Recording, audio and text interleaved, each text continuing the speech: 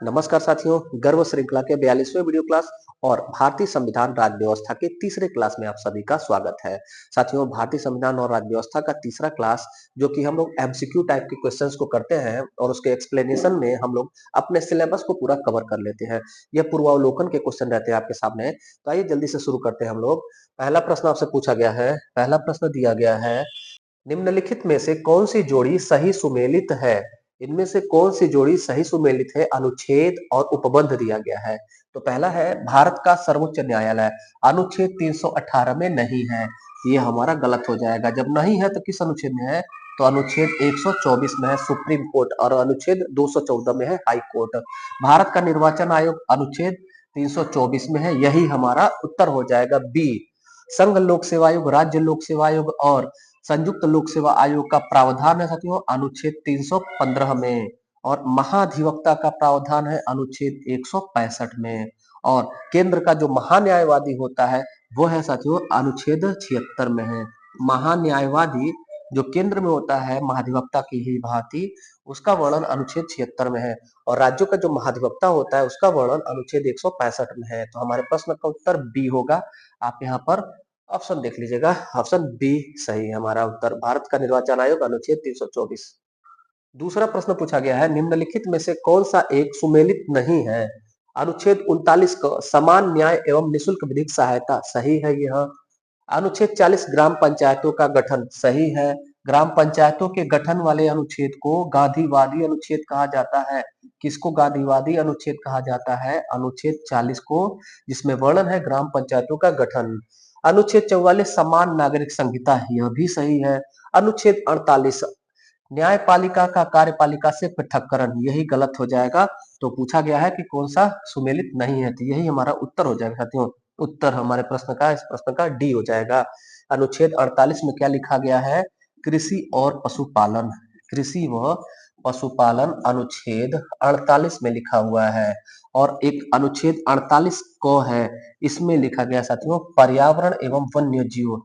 पर्यावरण वन वन्य जीव के बारे में अनुच्छेद 48 को में लिखा गया है। और यह बात न्यायपालिका का क्या कार्यपालिका से पृथककरण, ये बात लिखा हुआ है अनुच्छेद 50 में। अनुच्छेद 50 में लिखा गया है कार्यपालिका का न्यायपालिका से पृथककरण, और अनुच्छेद 51 में लिखा गया है अंतरराष्ट्रीय शांति और अभिवृद्धि। तो ये जो अनुच्छेद है साथियों, अनुच्छेद 36 से 51, यह नीति निर्देशक तत्व उपबंध है। नीति निर्देशक तत्व जो भाग 4 है, उसी के बारे में यह क्वेश्चन पूछा गया है। तीसरा प्रश्न पूछा गया है, भारतीय संविधान का कौन सा अनुच्छेद 14 से संबंधित है? अनुच्छेद 14 से संबंधित क्या है? तो समानता का अधिकार है। अनुच्छेद 14 में समता या समानता का अधिकार का वर्णन दिया गया है। संशोधन की प्रक्रिया अनुच्छेद 368 में संविधान संशोधन का वर्णन है। मंत्रिपरिषद, केंद्रीय मंत्रिपरिषद के बारे में, मंत्रियों के बारे में अनुच्छेद 74 है, और उनकी नियुक्ति, उनका वेतन और उत्तरदायित्व तो अनुच्छेद 75 में है। और नीति निर्देशक तत्व की बात करें हम, तो अनुच्छेद 36 से लेकर के 51 और भाग 4 में नीति निर्देशक तत्व है, जो आयरलैंड के संविधान से लिया गया है। चौथा प्रश्न पूछा गया है, वित्त आयोग का गठन संबंधित है। वित्त आयोग अनुच्छेद 280 में वर्णन है। वित्त आयोग साथियों संवैधानिक आयोग है, अनुच्छेद 280 में इसका वर्णन है। अनुच्छेद 368 को देखें तो संविधान संशोधन जो दक्षिण अफ्रीका के संविधान से लिया गया है, उसका वर्णन है। अनुच्छेद 360 अगर हम देखें तो वित्तीय आपात है, जो इमरजेंसी आपात उपबंध है, उसमें अनुच्छेद 360 वित्तीय उपबंध है। अनुच्छेद 312 साथियों अखिल भारतीय सेवाओं का सृजन। अखिल भारतीय सेवाओं का सृजन, अखिल भारतीय सेवा का सृजन अनुच्छेद 312 में वर्णन है, जिसका अधिकार राज्यसभा का है। राज्यसभा का अधिकार है अनुच्छेद 312 अखिल भारतीय सेवाओं का सृजन करने का। पांचवा प्रश्न पूछा गया है, भारतीय संविधान की निम्न दी गई अनुसूचियों में से कौन सी एक राज्य के नामों की सूची तथा उनके राज्य क्षेत्रों का ब्यौरा देती है? याद रखिएगा साथियों, यहाँ आपको हम बताते हैं भाग, अनुच्छेद, भाग, अनुच्छेद और अनुसूची, ये जो तीन चीजें हमारे संविधान में है। और चौथा जो है संविधान संशोधन, वो तो संविधान संशोधन होने के बाद आया अस्तित्व में। आरंभ से संविधान में तीन चीजें हैं, भाग, अनुच्छेद और अनुसूची। और तीनों के पहले में साथियों भाग एक, ये रोमन अंक में लिखा जाएगा भाग, भाग एक, अनुच्छेद एक, भाग एक भी, अनुच्छेद 1 भी और अनुसूची 1, ये तीनों चीजों में यही बात लिखा गया है, जो प्रश्न पूछा गया है कि भारतीय संविधान में निम्न में दी गई अनुसूचियों में से कौन सी एक राज्य के नामों की सूची तथा उसके राज्य क्षेत्रों का ब्यौरा देती है। तो अनुसूची पूछा गया है, तो आप उत्तर कर दीजिएगा तुरंत पहली अनुसूची। अगर यहीं पे भाग पूछता तो आप उत्तर कर देंगे पहला भाग। यहीं पर अगर अनुच्छेद पूछता तो आप उत्तर कर देते पहला अनुच्छेद, यानी पहला पहला पहला। सब में पहले में लिखा है हमारे भारत के राज्यों के बारे में, कौन से राज्य हैं और उनका क्या नाम है, और साथ ही साथ हमारे देश का क्या नाम है। तो संविधान के अंतर्गत हमारे देश का नाम है भारत और इंडिया। संविधान में हमारे देश का दो ही नाम है साथियों, ये बात जरूर याद रखिएगा। छठा प्रश्न पूछा गया है, भारत के संविधान की चौथी अनुसूची विवेचित करती है, यानी भारतीय संविधान की चौथी अनुसूची में किस चीज का वर्णन है। तो राज्यसभा के सीटों का आवंटन लिखा हुआ है कि किस राज्य में राज्यसभा का कितना सीट रहेगा, यह हमारे भारत के संविधान के अनुसूची 4 में लिखा गया है। तो हमारा उत्तर क्या होगा, ए, राज्यसभा में सीटों या स्थानों का आवंटन।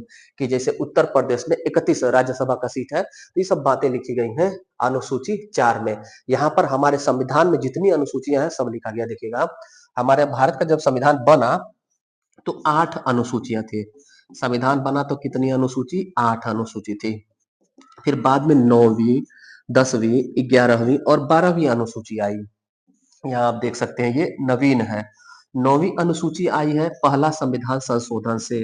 पहला संविधान संशोधन 1951 ईस्वी में हुआ, उससे 9वीं अनुसूची आई भूमि सुधार। 10वीं अनुसूची दल बदल से जो संबंधित है, दल बदल से संबंधित है, यह 52वां संविधान संशोधन से अस्तित्व में आया। 11वीं अनुसूची 73वां संविधान संशोधन से पंचायत अस्तित्व में आया।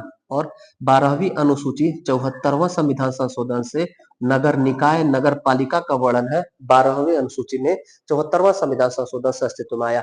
बाकी अनुसूचियों को आप देखिएगा, जो साथी नए हैं विधिवत इसको देख करके, लिख करके, पढ़ करके याद करिएगा। बाकी साथी जो रिवाइज कर लीजिए। अनुसूची 1 में लिखा हुआ है संघ व राज्य क्षेत्र। संघ व राज्य क्षेत्र अनुसूची 1 में लिखा गया है। और अनुसूची 2 में वेतन एवं भत्ता का वर्णन है, जो पदाधिकारी है उनका वेतन और भत्ता अनुसूची 2 में लिखा गया है। अनुसूची 3 में शपथ के बारे में, शपथ और प्रतिज्ञान अनुसूची 3 में लिखा गया है। अनुसूची 4 राज्यसभा में सीटों का आवंटन, ये सीटों का आवंटन राज्यसभा का है। अनुसूची 5 में लिखा गया है जनजाति क्षेत्रों का प्रबंधन। भारत में जितने भी राज्य हैं उन सभी में जनजाति क्षेत्रों का प्रबंधन अनुसूची 5 में लिखा गया है। अनुसूची 6 में अगर हम बात करें तो यहाँ पूर्वोत्तर लिखा है, आप याद रखे रहिएगा AMTM, असम मेघालय त्रिपुरा मिजोरम। असम मेघालय त्रिपुरा मिजोरम राज्यों के जनजाति प्रबंधन का वर्णन अनुसूची 6 में लिखा गया है। और यही अनुसूची 6 में शामिल होने के लिए लद्दाख में भी मांग हो रही है। जो सोनम वांगचुक चर्चा में है साथियों, वो लद्दाख को इसी छठी अनुसूची में शामिल करने के लिए प्रयासरत है। इसी नाते चर्चा में, तो यहाँ से क्वेश्चन आएगा, डैम श्योर है आपके। अनुसूची 7 में साथियों संघ और राज्य और समवर्ती सूची का वर्णन है। अनुसूची 7 में 3 प्रकार की सूची है, जो साथियों 1935 के भारत शासन अधिनियम से लिया गया है। और वहीं पर समवर्ती सूची ऑस्ट्रेलिया के संविधान से लिया गया है। संघ सूची, राज्य सूची, समवर्ती सूची 7वीं अनुसूची में है।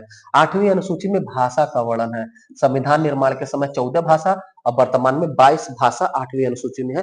पूरा डिटेल हम लोग धीरे धीरे साथियों कंप्लीट कर लेंगे। आप चिंतित न होइएगा कि गहराई में नहीं जा रहे सर, गहराई निश्चित तौर पर जाएंगे। अभी आरंभ में ही गहराई में हम जाने लगे तो बहुत सारे विद्यार्थियों के सर के ऊपर से चला जाएगा। इस नाते हम सिस्टमैटिक चल रहे हैं, आप ध्यानपूर्वक बस पढ़ते रहिए। तो ये 8 अनुसूचियां संविधान निर्माण के समय थी, और 4 ये जो है 9, 10, 11, 12 बाद में अस्तित्व में आई है। वर्तमान में 12 अनुसूची है। तो क्या है 9वीं में, 9वीं अनुसूची भूमि सुधार।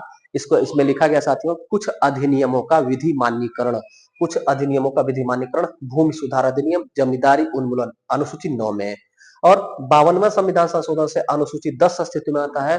अनुसूची 10 में लिखा है दल बदल कानून। और बाद में इसमें 91वां संविधान संशोधन 2003 होता है, जिसमें मंत्रिपरिषद की संख्या 15% सुनिश्चित की गई लोकसभा और विधानसभा के सदस्यों के। अनुसूची 11 में लिखा है पंचायती राज, जो 73वां संविधान संशोधन से आया। ग्राम पंचायतों का गठन, जो त्रिस्तरीय पंचायती राज उत्तर प्रदेश में है, वो यही अनुसूची 11।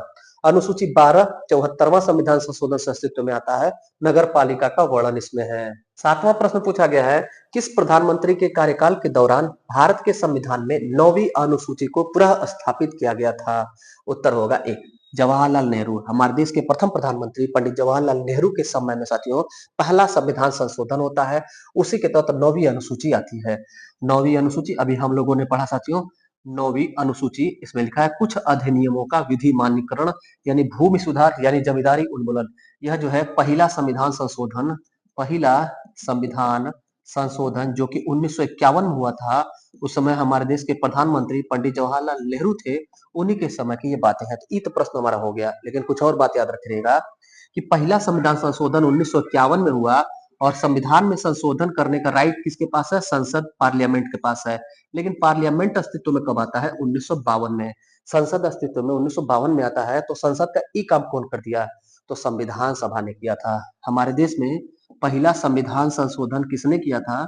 संविधान सभा ने किया था। क्या था यह? ये वही है साथियों जिसने संविधान का निर्माण किया है। हमारे संविधान का निर्माण करने वाली संविधान सभा। संविधान में लिखा हुआ था कि जब तक संसद चुन करके जनता के द्वारा चुन करके अस्तित्व में नहीं आती है तब तक संसद के जो कार्य है उसका निर्वहन संविधान सभा करेगी। तो 1952 से पहले ये 51 में जो पहला संविधान संशोधन हुआ है जिसमें 9वीं अनुसूची भूमि सुधार आया है वो संसद ने नहीं किया था, संविधान सभा ने किया था। तो आज तक साथियों आपने जो 106वां संविधान संशोधन जो हम लोगों ने पढ़ा, नारी शक्ति वंदन अधिनियम 106वां संविधान संशोधन अधिनियम हो चुका है हमारे देश में। तो इसमें से 2 से लेकर के 106वां संविधान संशोधन तक ये किया है संसद ने, लेकिन पहला संविधान संशोधन जो हुआ था उसको किया था संविधान सभा ने। इस बारीकी को याद रखे रहिएगा। 8वां प्रश्न पूछा गया है, राज्य भूमि सुधार अधिनियमों को संवैधानिक सुरक्षा प्रदान करने हेतु प्रावधान सम्मिलित किया गया है। राज्य भूमि सुधार या केंद्र भूमि सुधार अधिनियमों को हमारे भारत के संविधान में 9वीं अनुसूची में जोड़ा गया, जो कि साथियों 1951 में हुआ था। पहला संविधान संशोधन 1951 पंडित जवाहरलाल नेहरू के समय में कुछ अधिनियमों का विधिमान्यकरण किया गया, यानी भूमि सुधार, जमींदारी उन्मूलन, कुछ अधिनियमों का विधिमान्यकरण करके 9वीं अनुसूची में जोड़ दिया गया। 9वां प्रश्न पूछा गया है, भारत के संविधान के अंतर्गत आर्थिक योजना का विषय है। आर्थिक योजना का विषय किस सूची में शामिल है? यह प्रश्न पूछा गया है। सब साथियों जो भी क्वेश्चन है ये हमारे द्वारा सिर्फ कलेक्ट मात्र किए गए हैं आपकी सुविधा के लिए, हमारी सुविधा के लिए। बाकी जो एक्सप्लेनेशन हम कवर कर रहे हैं वो सिलेबस कवर कर रहा है, लेकिन ये क्वेश्चन जो है वो सब रिपीटेड क्वेश्चन है साथियों। पूर्वावलोकन प्रीवियस ईयर के 25 से 30 वर्षों के ये प्रश्नों का संग्रह है साथियों, जो पूरे सिलेबस वाइज आपका है। आपको पता होगा कि गर्व सीरीज हम लोग सिलेबस वाइज क्रमशः पढ़ते चले जा रहे हैं। भारत के संविधान के अंतर्गत आर्थिक नियोजन जो है वो समवर्ती सूची का विषय है। आर्थिक नियोजन समवर्ती सूची का विषय है। इकोनॉमिकल प्लानिंग खाली केंद्र मिलकर के नहीं करेगी, केंद्र और राज्य दोनों मिलकर करेगी तभी तो देश आगे बढ़ेगा। हमारे देश का ढांचा संघात्मक है। राज्यों को जो पावर दिया गया वो पावर केंद्र को भी दिया गया। कहने का तात्पर्य यह हुआ साथियों, शक्ति का जो बंटवारा है वो पृथक पृथक हुआ है। राज्यों को भी पावर दिया गया, केंद्र को भी पावर दिया गया। लेकिन ये आर्थिक नियोजन जो शब्द है, क्षेत्र है, विषय है, सूची है, इसमें दोनों मिल करके कानून बनाएंगे। जब दोनों मिल करके कानून बनाते हैं संघ और राज्य, तो उस सूची को कहते हैं समवर्ती सूची। उम्मीद है समझ में आया होगा। 10वां प्रश्न पूछा गया है, निम्नलिखित में से कौन सा विषय समवर्ती सूची का है? समवर्ती सूची का विषय है आपराधिक मामले। आपराधिक मामले साथियों ये हमारा समवर्ती सूची का है। समवर्ती सूची मतलब आप समझ गए कि जिस पर केंद्र और राज्य दोनों का नियंत्रण है, केंद्र और राज्य दोनों मिलकर के कानून बनाए। तो ये जो उपयुक्त मामला दिख रहा है आपको, अगर हम देखें तो पुलिस जो है वो राज्य का है। उत्तर प्रदेश पुलिस, बिहार पुलिस, पश्चिम बंगाल पुलिस, तमिलनाडु पुलिस, ये सब जो है पुलिस राज्य सूची का विषय है। लेकिन साथियों आप कहेंगे दिल्ली पुलिस, तो दिल्ली पुलिस अपवाद है, संविधान में उसको बदल दिया गया। दिल्ली पुलिस जो है, दिल्ली पुलिस ये केंद्र के अंतर्गत आती है। लेकिन सामान्यतः अगर पुलिस पूछा जाएगा तो राज्य सूची का विषय है, याद रखेंगे। आपराधिक मामले समवर्ती सूची। मानो कोई अपराधी है तो उसको उत्तर प्रदेश पुलिस भी पकड़ेगी, उसके सेंट्रल की सीबीआई भी पकड़ेगी, सेंट्रल की सीआईडी भी पकड़ेगी, एनएसए भी पकड़ेगी, एनआईए भी पकड़ेगी, सेंट्रल और स्टेट दोनों मिलकर के पकड़ेंगे आपराधिक मामलों को। रेडियो और टेलीविजन साथियों ये केंद्र का विषय है, केंद्र का विषय है। और विदेश मामले भी केंद्र का है, राज्य को पावर नहीं दिया गया है। केंद्र सरकार संबंधों को बेहतर करेगी, केंद्र सरकार अंतरराष्ट्रीय संबंधों को बढ़िया करेगी। 11वां प्रश्न पूछा गया है, निम्नलिखित में से कौन सा सही सुमेलित नहीं है? पहला दिया गया है सार्वजनिक स्वास्थ्य एवं स्वच्छता, ये राज्य सूची का विषय है। सार्वजनिक स्वास्थ्य एवं स्वच्छता। जनगणना, जनगणना संघ सूची का विषय है। जनगणना कराने का दायित्व केंद्र सरकार को है, भारत सरकार को है। राज्यसभा में सीटों का आवंटन चौथी अनुसूची में है, न कि दूसरी अनुसूची, चौथी अनुसूची में है। और दल बदल, द से दल बदल और द से 10वीं अनुसूची में है, जो 52वां संविधान संशोधन से आया। बाद में इसमें 91वां संविधान संशोधन भी किया गया 2003 में, जिसमें 15% मंत्रिपरिषद की संख्या सुनिश्चित की गई लोकसभा और विधानसभा के सदस्यों का। उत्तर देखिएगा, राज्यसभा में सीटों का बंटवारा दूसरी अनुसूची, यही हमारा उत्तर है। दूसरी नहीं, चौथी अनुसूची हो जाएगा। 12वां प्रश्न पूछा गया है, शिक्षा जो प्रारंभ में राज्य सूची का विषय था उसे समवर्ती सूची में स्थानांतरित किया गया। तो शिक्षा साथियों, आरंभ में जब संविधान निर्माण हुआ तो उस समय राज्य सूची का विषय था। राज्य सरकार ही सिर्फ शिक्षा से संबंधित कानून बनाती थी और स्कूल कॉलेज शिक्षा से संबंधित प्रावधानों को रेगुलेट करने का कार्य करती थी। लेकिन जब आवश्यकता महसूस हुआ, जब जरूरत महसूस हुआ कि राज्य के अलावा केंद्र भी जब तक शिक्षा पर कार्य नहीं करेगी तब तक होलिस्टिक डेवलपमेंट एजुकेशन पर नहीं हो पाएगा, तो शिक्षा को राज्य सूची से उठा करके समवर्ती सूची में डाल दिया गया। यानी अब केंद्र और राज्य दोनों शिक्षा को देखते हैं। जैसे आप देखेंगे तो उत्तर प्रदेश बिहार राज्य सरकार के भी स्कूल होते हैं, परिषदीय स्कूल हो गया, चाहे राजकीय विद्यालय हो गया, साथ ही साथ साथियों राष्ट्रीय स्कूल भी होता है। जैसे जवाहर नवोदय विद्यालय केंद्रीय स्कूल है, केंद्रीय विद्यालय संगठन जो होता है केंद्रीय विद्यालय, वो केंद्रीय स्कूल है साथियों। इसके अलावा भी आर्मी पब्लिक स्कूल हो गया, ये सब सेंट्रल के द्वारा गवर्न किए जाते हैं, सेंट्रल के द्वारा चलाए जाते हैं। तो केंद्र सरकार और राज्य सरकार दोनों मिलकर के शिक्षा पर कार्य करती है। इस नाते वर्तमान में शिक्षा समवर्ती सूची का विषय हो गया है। 42वां संविधान संशोधन 1976 से हुआ है, याद रख रखिएगा। इसके अलावा साथियों आपने शिक्षा को तो याद कर लिया, जब शिक्षा को शामिल किया गया ना 42वां संविधान संशोधन से समवर्ती सूची में, तो उसके अलावा 4 और उपबंध थे जिनको राज्य सूची से स्थानांतरित करके समवर्ती सूची में डाला गया। वो कौन थे? तो शिक्षा और वन, शिक्षा वन और वन्य जीव, शिक्षा वन वन्य जीव, बाट माप, बाट माप जो क्षेत्र होता है ये, इसके अलावा न्याय प्रशासन, ये 5 उपबंध, ये 5 चीजों को भी, न्याय प्रशासन, ये 5 चीजों को भी राज्य सूची से हटाकर समवर्ती सूची को 42वां संविधान संशोधन में किया गया। मानो इन कुल 5 को एक साथ किया गया था राज्य सूची से समवर्ती सूची में 42वां संविधान संशोधन से। शिक्षा, वन, वन्य जीव, बाट माप और न्याय प्रशासन। 13वां प्रश्न पूछा गया है, भारत के संविधान की निम्नलिखित में से कौन सी एक अनुसूची में दल बदल विरोध विषय का प्रावधान है? 10 से दल बदल और 10 से 10वीं अनुसूची। 10वीं अनुसूची साथियों, इसमें लिखा गया है दल बदल विरोध करने पर, दल बदल अगर करने पर आपकी सदस्यता समाप्त हो जाएगी। कैसे क्या, देखिएगा पूरी बात। हमारे संविधान में 8 अनुसूची थी, 9वीं 10वीं 11 12 ये जुड़ गई साथियों। तो उसमें 10वीं जो अनुसूची, ये 10वीं अनुसूची, ये दल बदल कानून है। दल बदल कानून क्या होता है? जैसे नेताजी लोग क्या होता है, चुनाव लड़ते हैं और चुनाव जीतने के बाद वो पद की लालच में अपनी पार्टी को छोड़कर के दूसरी पार्टी में चले जाते थे। पहले ऐसा होता था, अभी उस पर अंकुश लग गया है। जैसे मान लीजिए कि 2 पार्टियां, एक ए और एक बी। ए पार्टी से एक नेताजी है, चुनाव जीत करके विधानसभा में पहुंचते हैं और बी पार्टी जो है उसको 2 से 3 ही सीट अगर चाहिए रहता है, 2 से 3 ही सीट उनको चाहिए अपना मेजोरिटी के लिए, बहुमत में आकर के सरकार बनाने के लिए। तो कम रहता है तो ये सामने वाले पार्टी के सदस्यों को लालच देते थे कि आप 2-3 लोग हमारे पास चले आइए, आपको हम मंत्री परिषद दे देंगे। तो ये क्या करेंगे, अपना पार्टी छोड़ करके चले आएंगे। तो ऐसा अब नहीं हो पाएगा। अब 10वीं अनुसूची में कहा गया है कि अगर चुनाव जीतने के बाद आप अपनी पार्टी छोड़ते हैं तो आपका सदस्यता रद्द हो जाएगा। चुनाव जीतने से पहले जितनी बार आपको पार्टी बदलना है बदलिए, चुनाव जीतने के बाद आप पार्टी नहीं बदलेंगे। लेकिन उसमें अपवाद था साथियों, 5 से ज्यादा अगर सदस्य एक साथ अपनी पार्टी चुनाव जीतने के बाद छोड़ रहे हैं तब इस पर प्रतिबंध नहीं था। तो बड़े पैमाने पर 5 से ज्यादा जो है सदस्य अपनी पार्टी को छोड़ करके मंत्री पद के लालच में चले जाते थे। तो उसमें आगे भी संशोधन कर दिया गया। ये जो 52वां संविधान संशोधन से आया, इसमें फिर 91वां संविधान संशोधन कर दिया गया। क्यों किया गया, ये क्या किया गया? इसमें ये किया गया कि आप जिस चीज के लिए भाग करके जाते थे मंत्री पद के लालच में, उसी मंत्री के पदों को ही समाप्त कर दिया गया। 15% ही निश्चित कर दिया गया। क्या है 15%? जैसे यूपी में विधानसभा की 403 सीटें हैं। तो इस 403 सीटों के 15% ही मंत्री रहेंगे, इससे ज्यादा नहीं होंगे। बिहार में भी जितने सीटें विधानसभा की हैं, चाहे केंद्र में भी लोकसभा की जितनी सीटें हैं, उस सीटों के 15% से ज्यादा मंत्री नहीं रहेंगे। ये नहीं कि आप झोला भर के मंत्री बना दिए लालच देके, तुम भी आओ हमारी पार्टी में जुड़ जाओ, तुम भी आओ हमारी पार्टी में, और तुमको मंत्री दे देंगे, लालच दे देके अपने पार्टी में बुला करके दल बदल बड़े पैमाने पे कराया जाता था और राजनीति का बेड़ा गर्क किया जाता था। तो ये सब अब चीजें नहीं होती है साथियों। 14वां प्रश्न पूछा गया है, संविधान की अनुसूची 6 इनमें से किस राज्य में लागू नहीं होती? असम, मेघालय, त्रिपुरा, मिजोरम। याद रखिएगा AMTM, लेकिन यहाँ पर एम से मणिपुर भी तो होता है। AMTM में आपका है असम, मेघालय, त्रिपुरा और मिजोरम, मणिपुर नहीं है। उत्तर 14 का डी हो जाएगा। असम, मेघालय, त्रिपुरा, मिजोरम में जनजातीय क्षेत्रों के प्रबंधन के बारे में वर्णन अनुसूची 6 में है, और इसी अनुसूची 6 में शामिल होने के लिए लद्दाख भी साथियों आंदोलनरत है। 15वां प्रश्न पूछा गया है, भारतीय संविधान को कितने भागों में विभाजित किया गया है? तो 22 भागों में हमारे भारतीय संविधान को विभाजित किया गया, जिसमें 395 अनुच्छेद शामिल है, और इसके अतिरिक्त से साथियों 8 अनुसूचियां थी जो बढ़कर के 12 हो गई हैं। लेकिन भागों का संख्या वर्तमान में भी 22 है, 22 भाग है। पूर्व में भी 22 था और भविष्य में भी हमारे भारतीय संविधान में 22 भाग रहेगा, इससे बढ़ेगा नहीं साथियों। इसमें क ख ग घ जुड़ जाएगा, संख्या भले इसकी बढ़ जाए, लेकिन 23वां भाग 24वां भाग नहीं अस्तित्व में आएगा। उत्तर बी 22। 22 भाग वर्तमान में कौन कौन से, तो देख लीजिएगा साथियों।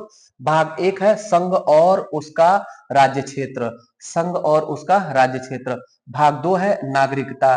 साथियों अगर आपको वीडियो की क्वालिटी स्पष्ट नहीं आ रही होगी, तो आप अपनी सेटिंग में जा करके इसकी क्वालिटी को इम्प्रूव कर लीजिएगा। 1000 से 2000 से ज्यादा इम्प्रूव करके 4K वीडियो शूट होता है साथियों, आपकी क्वालिटी बेहतर हो जाएगी, आपको नहीं दिखाई दे रहा होगा तो। अच्छा, तीसरा देखते हैं। भाग 3 है मौलिक अधिकार या मूल अधिकार। भाग 1 संघ और उसका राज्य क्षेत्र। भाग 2 नागरिकता। भाग 3 मूल अधिकार। भाग 4 राज्य के नीति निषेध तत्व, और भाग 4 को मौलिक कर्तव्य है। भाग 5 संघ है। भाग 6 राज्य है। भाग 7 निकाल दिया गया, निरसित कर दिया गया साथियों। ये जो है संविधान जब बना था तो उसमें क ख ग घ 4 प्रकार के राज्य थे, बाद में सिर्फ 2 ही प्रकार के राज्य, एक पूर्ण राज्य और केंद्र शासित राज्य रह गए हैं। भाग 8 में देखेंगे तो यूनियन टेरिटरी है। भाग 9 पंचायत। भाग 9 क में साथियों नगर पालिका है। भाग 9 ख में सहकारी समिति है। भाग 10 अनुसूचित जाति जनजाति क्षेत्र है। भाग 11 संघ और राज्यों के बीच संबंध का वर्णन है। भाग 12 वित्त संपत्ति संविदायवाद है। भाग 13 भारत के राज्य क्षेत्र के भीतर व्यापार वाणिज्य का समागम है। भाग 14 संघ और राज्यों के अधीन सेवाएं हैं। भाग 14 क में अधिकरण है। भाग 15 निर्वाचन के बारे में है। भाग 16 कुछ वर्गों के संबंध में विशेष उपबंध। भाग 17 राजभाषा है। भाग 17 में राजभाषा। भाग 18 आपातकालीन उपबंध। भाग 19 प्रकीर्ण। भाग 20 में संविधान संशोधन। भाग 21 में अस्थायी संक्रमणशील विशेष उपबंध है, और भाग 22 अंतिम में है संक्षिप्त नाम और प्रारंभ, और हिंदी में प्राधिकृत पाठ और निरसन। 16वां प्रश्न पूछा गया है, नागरिकता से संबंधित प्रावधान किस भाग में है? नागरिकता का प्रावधान भाग 2 में है। भाग 1 में है संघ और उसके राज्य क्षेत्र नाम वगैरह। भाग 2 में है नागरिकता। भाग 3 में है फंडामेंटल राइट यानी मौलिक अधिकार या मूल अधिकार, भाग 3 में है। भाग 4 में है नीति निर्देशक तत्व, नीति निर्देशक तत्व भाग 4 में है। तो उत्तर हमारा हो जाएगा बी। 17वां प्रश्न पूछा गया है, निम्नलिखित में से कौन एक सही सुमेलित नहीं है? नागरिकता भाग 2 में वर्णन है, ये सही है। लेकिन साथियों ये जो आपके सामने भाग लिखा गया, ये रोमन अंक में लिख करके आएगा परीक्षा में, रोमन अंक में रहता है। टाइपिंग में थोड़ा सा जल्दीबाजी हो गया साथियों। नागरिकता भाग 2 में वर्णन है, सही है। मौलिक अधिकार भाग 3 में वर्णन है, ये भी सही है। मौलिक कर्तव्य भाग 4 में नहीं है, भाग 4 में नहीं है साथियों, ये भाग 4 को में है, भाग 4 को में। राज्य भाग 6 में, यानी कि ए सी और ए बी और डी सही है, यही सी हमारा उत्तर हो जाएगा कि सही नहीं है, यही सुमेलित नहीं है। मौलिक कर्तव्य भाग 4 में नहीं बल्कि भाग 4 को में है साथियों। 18वां प्रश्न पूछा गया है, भारतीय संविधान के कौन से भाग में पंचायती राज से संबंधित प्रावधान किए गए हैं? तो भाग 9 में है लिखा कि पंचायतों का गठन, पंचायत कैसे होंगे, पंचायतों का विशेष वर्णन, पंचायत से संबंधित सभी अनुच्छेद भाग 9 में और अनुच्छेद 243 में लिखे गए हैं। 19वां प्रश्न पूछा गया है, भारतीय संविधान का भाग 16 संबंधित है। भाग 16 में लिखा गया है कुछ वर्गों के संबंध में विशेष उपबंध। भाग भाग 16 कुछ वर्गों के संबंध में विशेष उपबंध, इसी में लिखा हुआ है अनुच्छेद 338 अनुसूचित जाति आयोग, अनुच्छेद 338 को अनुसूचित जनजाति आयोग और अनुच्छेद 338 ख में NBCC national backward category commission. साथियों तो ये सब चीजें हैं इसी में कुछ वर्गों के लिए विशेष उपबंध इसी अनुच्छेद में और भाग 16 में लिखा गया है। 20वां प्रश्न पूछा गया है, भारत के संविधान निर्माताओं का मत निम्नलिखित में से किसमें प्रतिबिंबित होता है? प्रतिबिंबित होने का मतलब यह हुआ कि दृष्टिगोचर होता है यानी दिखाई देता है। तो हमारे संविधान निर्माता जो थे संविधान सभा सदस्य, उन लोगों के विचार हमको हमारे संविधान का प्रस्तावना या संविधान का उद्देशिका या संविधान का आमुख या संविधान का प्रियम्बल देखने से स्पष्ट हो जाता है। यानी उत्तर होगा ए उद्देशिका। हमारे संविधान के उद्देशिका को प्रियम्बल को पढ़ने से हमारे संविधान निर्माताओं का थॉट क्या था, मत क्या था, विचार क्या था, स्पष्ट हो जाएगा आपको कि वो कैसा संविधान बनाना चाहते थे। ये बात प्रस्तावना पढ़ने से, उद्देशिका पढ़ने से हमको प्राप्त हो जाएगा जानकारी। 21वां प्रश्न पूछा गया है, संविधान में हमारे राष्ट्र का उल्लेख किन नामों से किया गया है? उत्तर ए भारत तथा इंडिया। हमारे देश का साथ पारंपरिक और प्राचीन बहुत सारा नाम है, जम्बू द्वीप, आर्यावर्त, हिंदुस्तान, भारत, इंडिया। लेकिन संविधान में अगर पूछा जाएगा तो भारत और इंडिया हमारे देश का नाम है संविधान के अनुसार। अच्छा, तो अभी हमने जो बताया कि हमारे देश का नाम भारत और इंडिया है, ये किस भाग और किस अनुच्छेद और किस अनुसूची में लिखा गया, कमेंट करके आप उत्तर करिए। 22वां प्रश्न पूछा गया है, भारत के संविधान में कितने प्रकार का न्याय, स्वतंत्रता, समानता एवं भ्रातृत्व की उसी क्रम में उल्लेख किया गया है? तो साथियों हमको हमारे देश का संविधान का प्रस्तावना उद्देशिका रटा रहना चाहिए, याद होना चाहिए। हम भारत के लोग भारत को एक संपूर्ण प्रभुत्व संपन्न समाजवादी पंथ निरपेक्ष लोकतंत्रात्मक राज्य बनाने के लिए तथा उसके समस्त नागरिकों को सामाजिक आर्थिक राजनीतिक न्याय विचार व्यक्ति विश्वास धर्म स्वतंत्रता प्रतिष्ठा एवं अवसर की समता प्राप्त कराने के लिए तथा उन सब में व्यक्ति की गरिमा राष्ट्र की एकता में अखंडता सुनिश्चित करने वाली बंधुता को बढ़ाने के लिए दृढ़ संकल्प होकर आज अपने संविधान सभा में तारीख 26 नवंबर 1949 ईस्वी मिति मार्ग शीर्ष शुक्ला सप्तमी संवत 2006 विक्रमी को एतद द्वारा इस संविधान को अंगीकृत अधिनियमित एवं आत्मार्पित करते हैं। ये जब हमको पूरा याद हो जाएगा साथियों, आपको याद करना है, देश का नागरिक होने के नाते मरते दम तक हमको याद रखे रहना, और यही हमारा कॉन्सेप्ट थॉट प्रोसेस भी होना चाहिए। कोनो चीज लालच के लिए, लोभ के लिए हम नहीं पढ़ रहे हैं कि हम पढ़ के सिलेक्शन लेकर के बस ना, हम जो पढ़ रहे हैं उसका हमको आवश्यकता जीवन के अंत क्षण तक भी रहेगा। इस नाते पढ़िए, निश्चित तौर पर आपको हर चीज याद होने लगेगा। हम लोग अभी तक कैसे पढ़ते थे, एकेडमिक पढ़ाई हम लोग बस परीक्षा पास करने के लिए पढ़ते थे। जिस दिन अपने एजुकेशन को, अपने पढ़ाई को, अपने नॉलेज को अपना करियर बना देंगे, अपना जीवन बना देंगे, ऑटोमेटिक याद होने लगेगा, आधा आपका प्रॉब्लम सॉल्व हो जाएगा।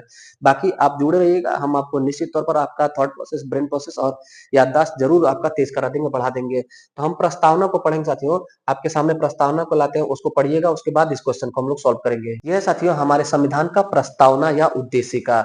इस उद्देशिका को आप देख लीजिए, स्पष्ट नहीं दिख रहा है तो क्वालिटी इंप्रूव कर लीजिएगा, आपको स्पष्ट दिखाई देगा। ये साथियों हिंदी में है, इंग्लिश में भी है उद्देशिका, आपको गूगल में भी मिल जाएगा साथियों। इसके बारे में थोड़ा सा बेसिक बात एक जान लीजिए। इसको प्रस्तावना भी कहा जाता है, प्रस्तावना भी कहा जाता है, इसको उद्देशिका तो कहा ही जाता है, आमुख भी कहा जाता है, अंग्रेजी में इसको प्रियम्बल कहा जाता है, प्रियम्बल। यह साथियों इसका विचार अमेरिका के संविधान से लिया गया है, यूएसए के संविधान से उद्देशिका लिया गया है। साथियों सबसे बड़ी बात इसकी, यह एक ही वाक्य में लिखा गया है, इतना बड़ा है। अगर पूछा जाए कि कितने वाक्य में हमारा उद्देशिका लिखा गया है, एक ही वाक्य में लिखा गया है। हमारे उद्देशिका को पढ़ने से, हमारे उद्देशिका को पढ़ने से हमारे विद्वानों का जो विचार है वो पता चल जाएगा, संविधान क्यों बनाया जा रहा है, विचार के साथ हमारा मत भी पता चल जाएगा, हमारे संविधान निर्माताओं का क्या मत था, वो क्या क्या समावेशित करना चाहते थे। उद्देशिका साथियों एक वाक्य में लिखा गया है और उद्देशिका में एक बार संशोधन भी हुआ है, एक बार संविधान संशोधन हुआ है, और कब हुआ है उसको भी याद रखें, 42वां संविधान संशोधन 1976 में हुआ है। इसमें समाजवादी समाजवादी और पंथ निरपेक्ष, समाजवादी पंथ निरपेक्ष, समाजवादी पंथ निरपेक्ष और साथियों और अखंडता, ये तीन शब्द हमारे भारतीय संविधान के 42वां संविधान संशोधन 1976 से हमारे उद्देशिका में आए हैं। इस उद्देशिका में एक बार संशोधन हुआ है 1976 में 42वां संविधान संशोधन से, और तीन नए शब्द इसमें जोड़े गए, इसके अलावा और कोई नए शब्द अभी तक नहीं जोड़े गए हैं।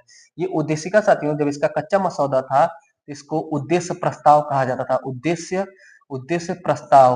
और इस उद्देश्य प्रस्ताव को आप हम पहले भी पढ़ चुके हैं, 13 दिसंबर 1946 को पंडित जवाहरलाल नेहरू ने संविधान सभा में प्रस्तुत किया था और यह पारित कब हुआ था? तो 22 जनवरी 1947 को संविधान का जो उद्देश्य प्रस्ताव था वह उद्देशिका बन जाता है, यानी पारित हो जाता है, प्रस्तावना बन जाता है। इसमें लिखा था कि हम भारत के लोग भारत को एक संपूर्ण प्रभुत्व संपन्न समाजवादी पंथ निरपेक्ष लोकतंत्रात्मक गणराज्य बनाने के लिए तथा उसके समस्त नागरिकों को सामाजिक, आर्थिक, राजनैतिक न्याय, तीन प्रकार के न्याय, न्याय कितने?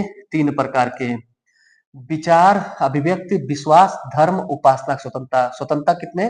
विचार की, अभिव्यक्ति की, विश्वास की, धर्म की, उपासना की, यानी 5 प्रकार की स्वतंत्रता का वर्णन इसमें है। इसके अलावा साथियों प्रतिष्ठा और अवसर की समता है। समता कितनी है? समता या समानता 2 प्रकार की है। समता और समानता 2 प्रकार की है और बंधुता एक है साथियों। बंधुता या भ्रातृत्व तो एक है। तो आप देखेंगे तो 3 न्याय, 5 स्वतंत्रता, 2 समता और 1 बंधुता। अब हम अपने प्रश्न पर आते हैं।